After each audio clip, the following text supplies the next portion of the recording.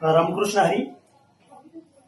सकल हिंदू समाजाला आवाहन करण्यात येते की 2-4 दिवसापूर्वी श्री क्षेत्र अनवा या ठिकाणी हिंदू मंदिराची केलेली विडंबन आणि हिंदू धर्माच्या विरोधात उभं राहिलेलं हे षडयंत्र, या संदर्भानं 2 दिवसापूर्वी त्या ठिकाणी बैठक लावण्यात आली. पोलिसांना निवेदन देण्यात आलं आणि पोलीस प्रशासनानं 2 दिवसाच्या नंतर एक आरोपी त्या ठिकाणी उभा केला.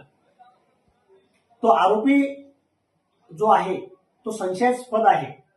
त्यांनी मास्क टाकल्याची कबुली पोलीस स्टेशनच्या मार्फत या ठिकाणी जाहीर करण्यात आली. परंतु जो आरोपी आहे तो महानुभव पंथाचा आहे आणि त्या पंथामध्ये पाणी सुद्धा ओलांडणं चालत नाही, तर गोमांस फेकणं हे संशयास्पद वाटतंय.